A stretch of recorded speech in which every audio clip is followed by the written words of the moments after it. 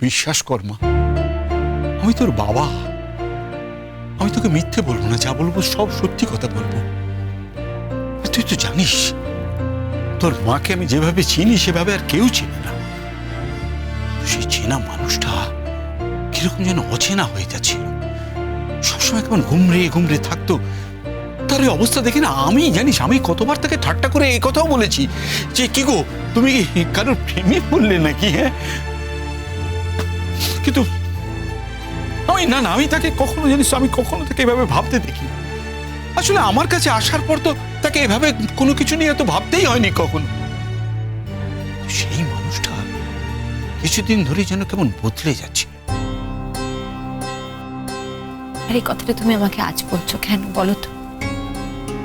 কেন বাপি কথাটা তুমি আমাকে আগে বলতে পারতে, আমি তোমার সঙ্গে কথা বলতে পারতাম, আমি তো মাকে জিজ্ঞাসা করতে পারতাম যে মার কি হয়েছে। আমার ভুল হয়ে গেছে মা, বিশ্বাস করো আমার ভুল হয়ে গেছে। আমি ভেবেছিলাম তোর মায়ের সমস্ত মুড টুড সব ঠিক হয়ে যাবে, জানিস তো। আমি তাকে যখনই জিজ্ঞাসা করেছি তোমার কি হয়েছে, সে উল্টে আমাকে মুখ ঝামটা দিয়েছে, বলছে আমার কিচ্ছু হয়নি, তুমি চুপ করো, আমি তোমার কোনো কথা শুনতে চাই না। কিন্তু বিশ্বাস করতে তা বলে আমাদের মধ্যে কিন্তু এমন কোনো ঝগড়াঝাটি হয়নি যে আমরা কথাবার্তা বন্ধ করে দিয়েছি, না না সেরকম কি। এই দেখ না এই যে আমাদের রান্নার লোকটা কিছুদিন আসছিল না, তোর মাই তো রান্না করছিল, কিন্তু রান্না তো তার মন নেই। ভাত যে তলা থেকে ধরে যাচ্ছিল সেটা সে খেয়ালই করছিল না, আর সেই পোড়া ভাত সে আমাকে বেড়ে দিচ্ছিল। অথচ ভাব তুই তো খুব ভালো করে জানিস যে আমার যদি খাওয়া দাওয়া না পছন্দ হতো তাহলে সে ওই রান্নার লোককে কত বকাবকি করতো, কত রাগারাগি করতো।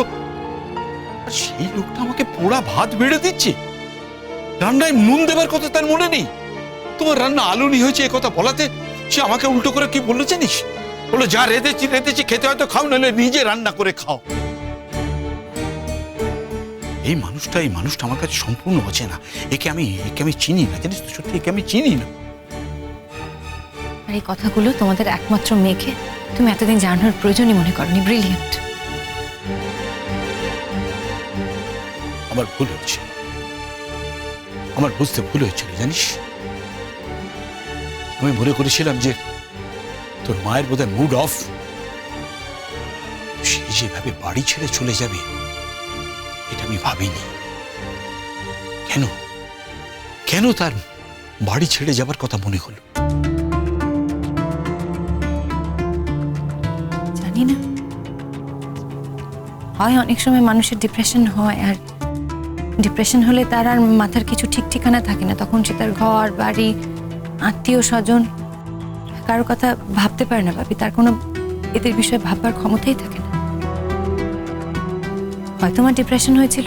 কিন্তু মানুষটা গেল কোথায় থাকবে সে?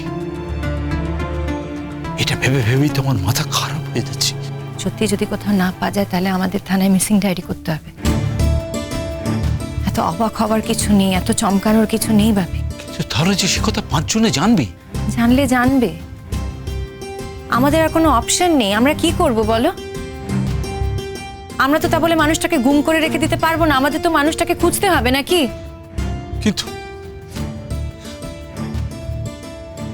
কিন্তু কি হতে পারে বল দেখিনি মা?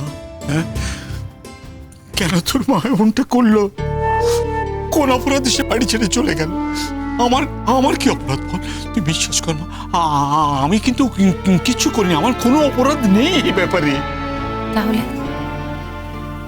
তাহলে কার অপরাধে, কিসের অপরাধে, কিসের জন্য মা বাড়ি ছেড়ে চলে গেল আমাকে তুমি বলো তো। আমি তো আমার কোনো সমস্যা নিয়ে তোমাদের কাছে যাইনি, আমাদের বাড়ির কোনো ঝামেলা নিশ্চয়ই মার কানে যায়নি যে সেজন্য মা বাড়ি ছেড়ে চলে গেছে।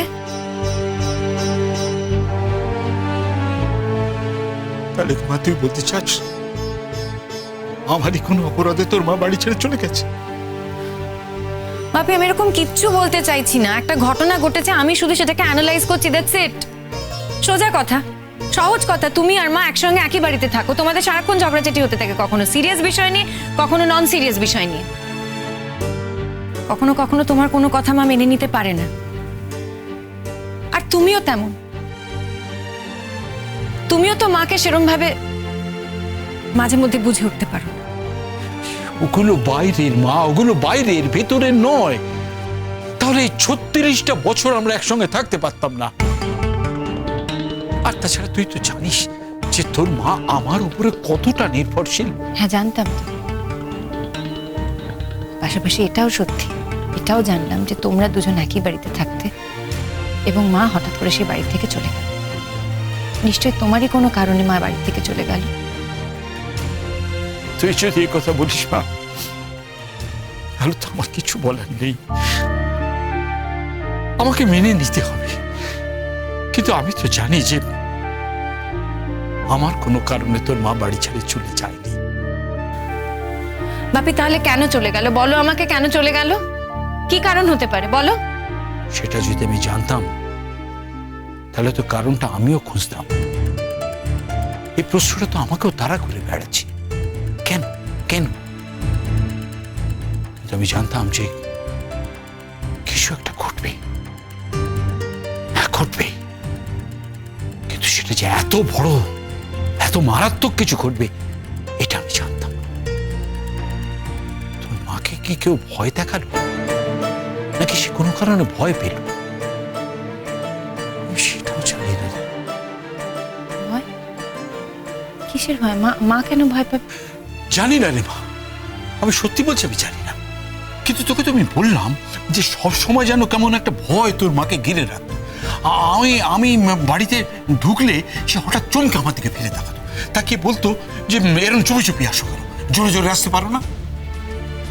মুখের দিকে তাকিয়ে দেখতাম মানুষটার মুখটা কেমন মাংস বর্ণ সাদা হয়ে গেছে ভয়ে।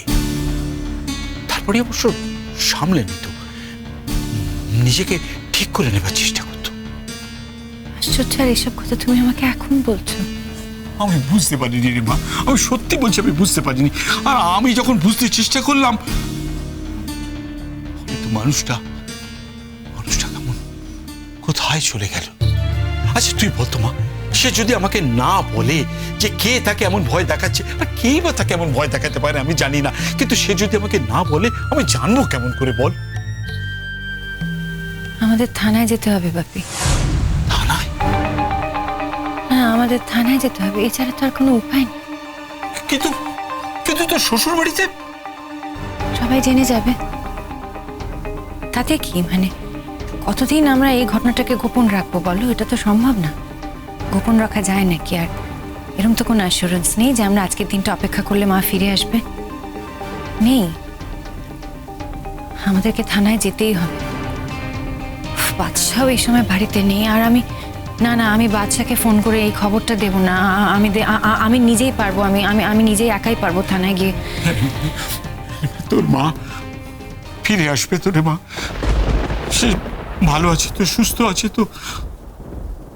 কে তাকে এমন করে ভয় দেখালো, ভয় দেখিয়ে কে তাকে বাড়ি ছাড়া করলো বলতো? জানি না, আমি বুঝতে পারছি না বাপি, আমি বুঝতে পারছি না। আর এই সমস্ত প্রশ্নের উত্তর আমার কাছে নেই, তোমার কাছেও নেই। পুলিশে গিয়ে আমরা ডায়েরি করি, বুঝলে? পুলিশ তারপর খোঁজ খবর শুরু করুক মার। পুলিশকে না জানালে আমরা এক পাও এগোতে পারবো না। আপাতত কোনো ইনহিবিশন না রেখে আমাদের প্রথম কাজ, বাপি তুমি শুনছো? আপাতত কোনো ইনহিবিশন না রেখে আমাদের প্রথম কাজ থানায় যাওয়া এবং থানায় গিয়ে জানানো যে মাকে খুঁজে পাওয়া যাচ্ছে না। তারপর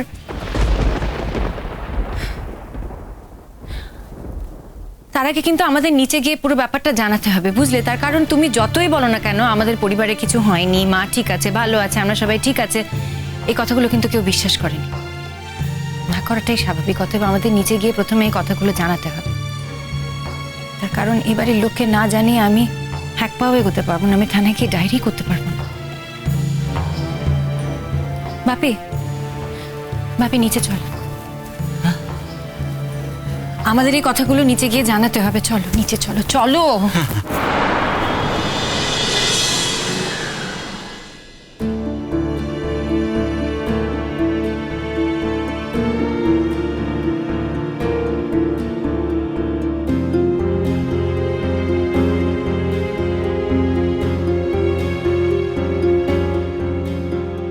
আমার বাবা তোমাদের সত্যি কথাটা বলে উঠতে পারেনি। আমাদের বাড়িতে একটা বিপর্যয় ঘটে গেছে।